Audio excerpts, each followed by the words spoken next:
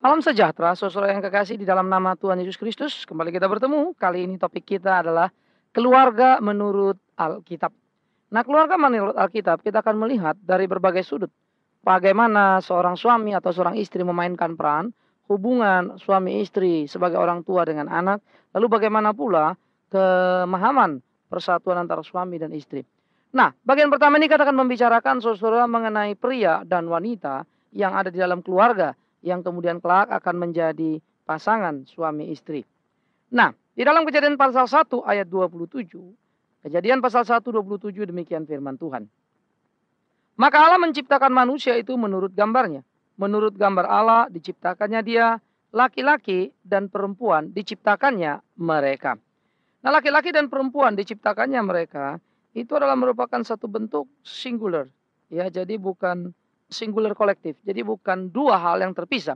Nah, jadi unsur kesatuan pria dan wanita itu sudah terasa diciptakan di dalam kesatuan, ya, di dalam keutuhan pria dan wanita.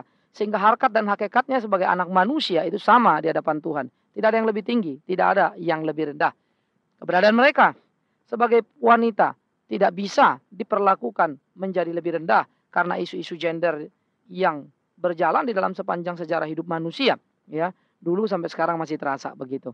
Walaupun memang pengaruhnya sudah mulai berkurang karena adanya modernisme, tetapi sangat menyedihkan bukan karena manusia kembali kepada pemahaman Alkitab yang utuh. Sehingga konteks kembalinya pun di dalam persamaan hak itu seringkali menjadi kebablasan, ya. Akhirnya sampai-sampai mau jadi sama fungsi juga, pada sesuatu yang memang harus berbeda. Nah, jadi kita sebagai orang Kristen harus hati-hati melihat realita pria dan wanita di dalam kehidupan keseharian kita. Sama hakikatnya, tetapi memang beda fungsinya. Karena memang Tuhan menciptakan pria dan wanita dalam keperbedaan untuk dipersatukan, tetapi bukan untuk dipisahkan atau diperdebatkan. Nah, itu menjadi menarik. Sehingga di dalam perbedaan muncul kerjasama, muncul satu persekutuan. Kalau sama, apanya mau kerjasama, begitu ya. Nah, keperbedaanlah bisa mengisi, saling mengisi. Kalau sama, apanya mau saling mengisi. Nah, karena itu keunikan perbedaan harus diperhatikan. Nah, jadi saudara-saudara, pada kesempatan ini kita memikirkan bahwa pria dan wanita sebagai sesama ciptaan Allah, ya, tetapi mempunyai perbedaan-perbedaan. Nah, perbedaan-perbedaan sekali lagi bukan untuk diperdebatkan atau dipermasalahkan, tetapi justru perbedaan harus dipahami. Karena pria dan wanita menyatu ya di dalam perbedaan yang ada. Ada perbedaan-perbedaan lahiriah seperti perbedaan biologis, psikologis, fisik ya. Yang tidak ada pada diri yang disebut pria dan wanita. Lah kalau wanita maaf, lalu jenis kelaminnya pria, hanya saja rambutnya, modelnya begitu. Ya tetap saja dia bukan wanita, kan begitu. Tetap saja dia pria. Mau bilang dirinya wanita kayak terserah kan begitu ya. Nah, jadi banyak hal-hal yang perlu kita perhatikan di dalam hal ini, karena ini juga menyangkut pentingnya memahami perbedaan, sehingga kehidupan-kehidupan di dalam pasangan-pasangan Kristen sebagai suami istri itu bisa mengalami keutuhan. Sehingga jangan ngotot selalu untuk mau menjadi sama, ya. Tapi bagaimana bisa menjadi satu. Nah, perbedaan-perbedaan dasar itu akan kita bicarakan pada kesempatan hari ini. Perbedaan dasar antara pria dan wanita itu apa saja sih? Pertama, secara fisik pria dan wanita memang berbeda. Itu sangat kasat mata atau dengan mata telanjang kita bisa melihat bagaimana perbedaan antara pria dan wanita. Bagaimana tampilannya, bagaimana kekuatannya, maksud saya kekuatan fisik ya, itu memang sangat berbeda. Wajar kalau laki-laki lebih kuat dari wanita, karena bentuk struktur tulangnya juga beda kok kekuatannya itu maksudnya ya, sangat beda sekali. Iya. Seorang dengan guyon pernah mengatakan begini, wanita itu kalau dipeluk itu bahunya lembut, empuk begitu ya, memang kan begitu. Tapi kalau pria bahunya itu keras, karena pekerja. Nah, wanita lain. Wanita bukanlah pekerja berat, bukan pekerja yang berat-berat lah begitu ya. Nah, lain dengan pria. Sehingga wanita itu kalau dipeluk, wah, nyaman begitu ya. Tetapi kalau pria dipeluk, wah, aman gitu. Jangan terbalik-balik gitu. Jadi prianya lembut, wanitanya jadi kerasnya gawat juga begitu kan. Nah, karena itu perbedaan-perbedaan fisik seperti ini sangat kasat mata bisa dilihat, ya. Pada waktu kita melihat penampilan tubuh seorang pria dan wanita, ya pasti kelihatan sama-sama bertumbuh gitu. Misalnya maaf, kenapa wanita buah dadanya di bagian dada itu menjadi satu buah dada yang besar, lalu pria tidak misalnya. Nah, itu kan lahiriah pada dirinya. Memang ada perbedaan-perbedaan hormonal di pada diri mereka begitu, ya. Nah, jadi ya laki-laki nggak usah iseng-iseng begitu kan, terus nyuntik supaya mirip gitu. Atau perempuan iseng-iseng dibuat dadanya rata supaya menjadi pria begitu. Loh, itu hakikatnya kok, itu harkatnya kok, itu adanya begitu. Oleh karena itu saudara-saudara yang kekasih, kita harus menyadari keperbedaan yang ada. Jadi kalau dibilang Tuhan mau menciptakan mereka jadi satu, terus mau masing-masing kita salah terjemahkan lalu mau jadi sama. Memang dalam dunia kita sekarang ini terjadi penyimpangan-penyimpangan yang gak karu-karuan. Pria mau menjadi wanita, wanita mau menjadi pria. Atau sekaligus diborong jadi waria begitu ya. Nggak karu-karuan. Kemajuan teknologi yang bisa mengoperasi perubahan kelamin dimanfaatkan sedemikian rupa.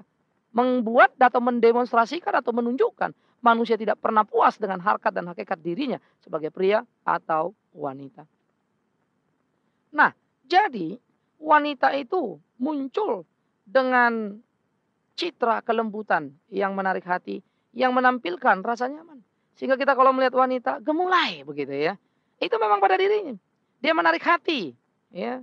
Dia menampilkan satu rasa nyaman.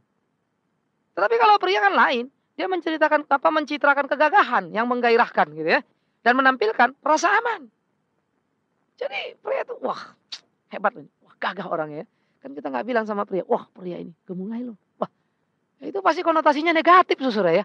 Aduh prianya lembut amat loh. Lembut dalam pengertian bukan sikap begitu. Tetapi gerak-geriknya begitu maksud saya.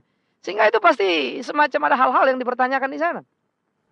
Tetapi bukan berarti tidak boleh pria lembut, tidak boleh pria ini. Bukan itu yang mau kita bicarakan. Kita mau bicara secara general, tidak spesifik begitu. Nah oleh karena itu saudara yang kekasih, setiap pria juga memang perlu menampilkan citra kepriaannya. Itu penting kok. Ya, perlu.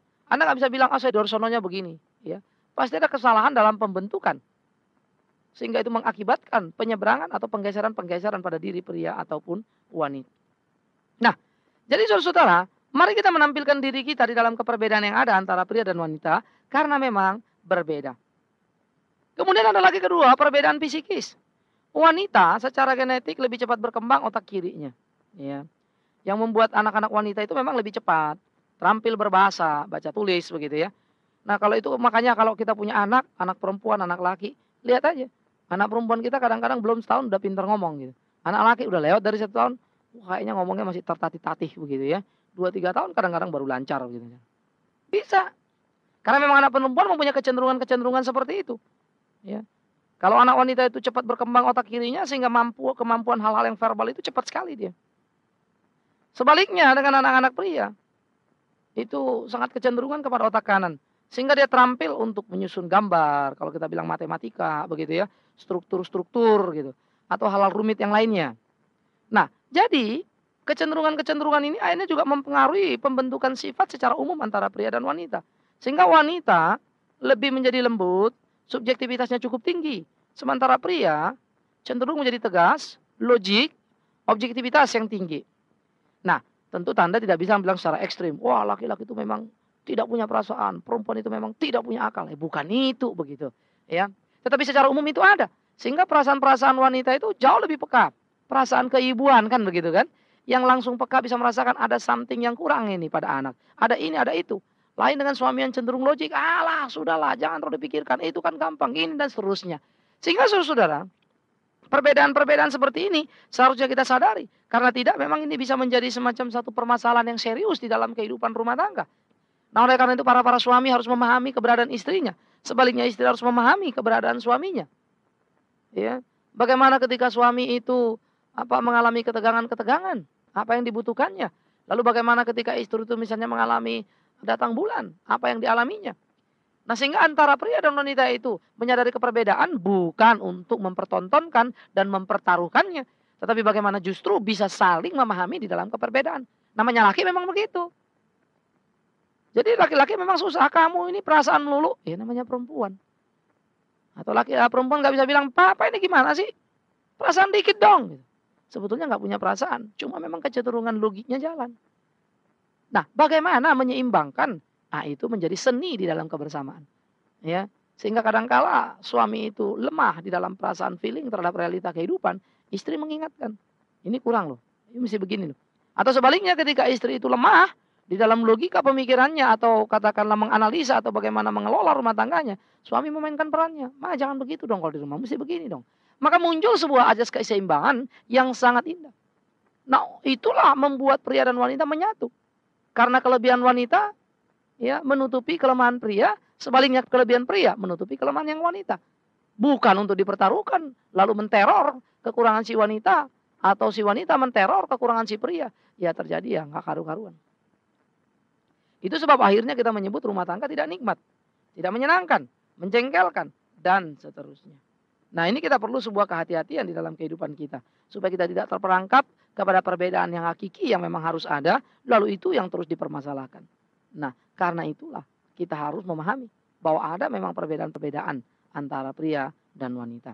Jadi kecenderungan-kecenderungan itu sudah terbentuk, sudah dari sononya, artinya menjadi anugerah yang menempel pada pria ataupun wanita. Yang ketiga adalah perbedaan hormonal, saudara yang kekasih. Ya, hormon wanita yang disebut estrogen dan pria itu testosteron. Maka secara khas hormon itu juga mempengaruhi keduanya, baik dalam emosi seks atau suara, ya, atau juga kepada tumbuhnya bulu-bulu di sekitar badan begitu. Itu sebabkan Anda tidak akan menemukan wanita berkumis begitu. Kalau kecenderungan misalnya sedikit testosteron agak kuat pada diri seorang wanita misalnya, maka akan muncul kumis-kumis halus begitu ya. Itu bisa kelihatan. Itu lumrah. Tetapi tidak akan menjadi kemudian wanita berkumis dan bercambang seperti pria misalnya. Ya kecuali dipaksa benar-benar kali ditumbuhin satu taruh-taruh situ ya, dicangkok kali begitu ya. Tetapi secara lahiriah ya itu. Pria berbakat untuk berkumis, berjambang, breok. Mana ada wanita breok kita bilang begitu. Sekalipun kalau mau direkayasa sih bisa-bisa aja. Ya apalah zaman sekarang ini nggak bisa dilakukan kan begitu. Tetapi secara lahiriah itu adanya. Nah jadi saudara, perbedaan-perbedaan hormonal itu juga mempengaruhi kepada stabilitas emosi daripada keduanya. Nah itu mengakibatkan sebetulnya sekali lagi pria dan wanita itu sampai kapanpun tidak bisa disamakan. Memang ada perbedaan-perbedaan basic pada mereka. Baik perbedaan fisik, psikis maupun hormonal. Sehingga itu mempengaruhi keberadaan mereka sebagai anak manusia. Keberadaan atau suasana biologisnya yang berbeda. Nah itu normal sekali. Nah kenapa akhirnya wanita misalnya lebih mudah untuk mengatakan tidak dalam melakukan hubungan seksual dibandingkan pria. Ya, itu semua ada pengaruh-pengaruhnya. Nah jadi saudara yang kekasih, perbedaan-perbedaan seperti ini harus menjadi perbedaan-perbedaan yang dipahami, perbedaan-perbedaan yang perlu untuk dihargai. Gitu. Sehingga kan mestinya ketika wanita itu di tengah-tengah mungkin keceletian, rangsangan seksual tidak ada lagi begitu. Lalu suami mengajak melakukan hubungan nggak mau, kan kita nggak perlu membaca atau mendengar seperti yang di pos kota atau di koran lainnya kan. Seorang istri dibunuh oleh suaminya. Kenapa? Alasannya sederhana. Karena suaminya mengajak ia untuk melakukan hubungan suami istri. Tapi istrinya tidak mau. Suaminya marah lalu membunuh. Aneh banget begitu.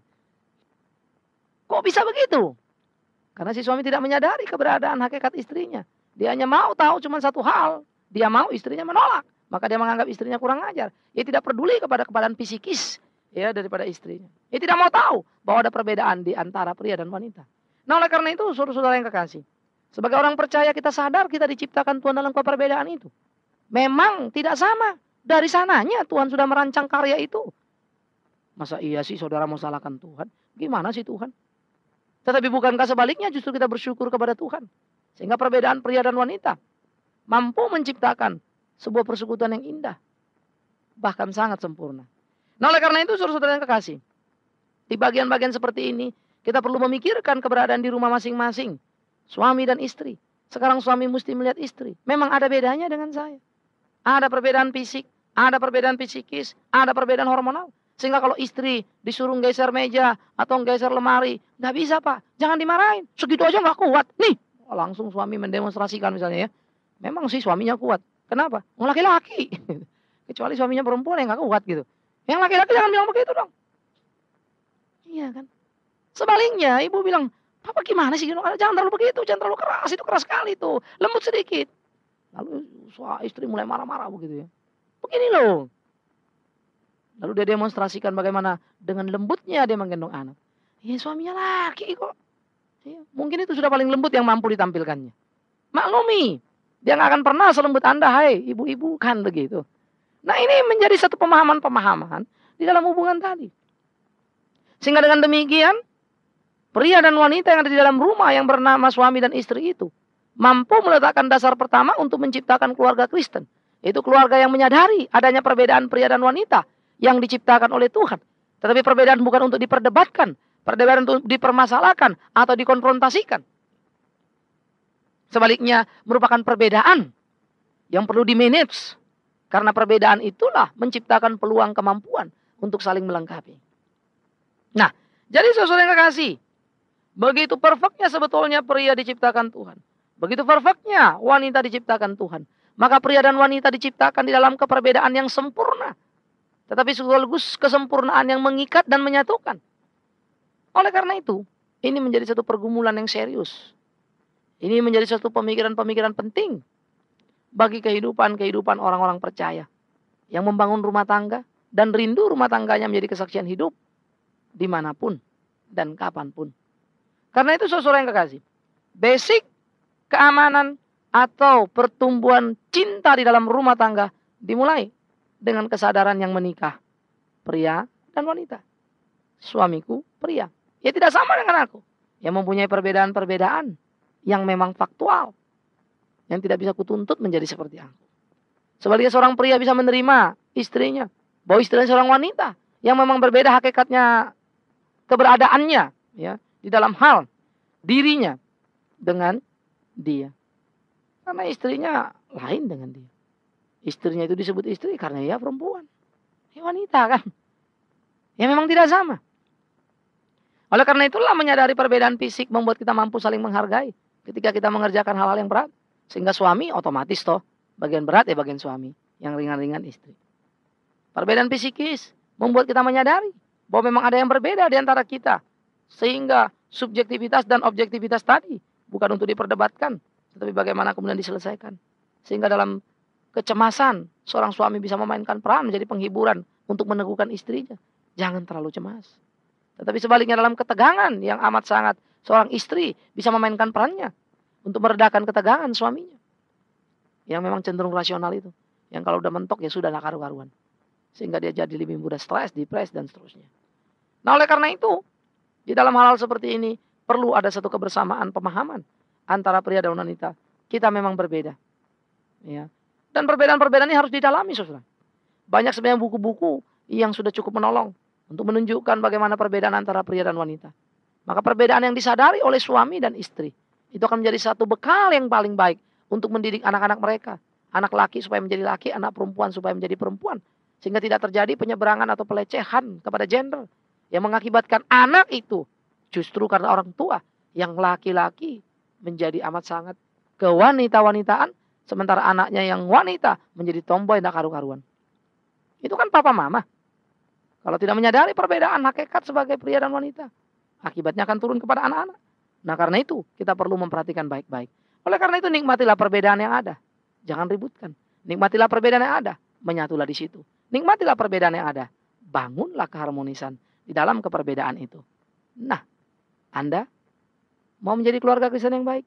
Mulai dari sini. Pelajari, pahami, dan akhirnya Anda mengerti kami memang berbeda. Tetapi awas. Berbeda untuk apa?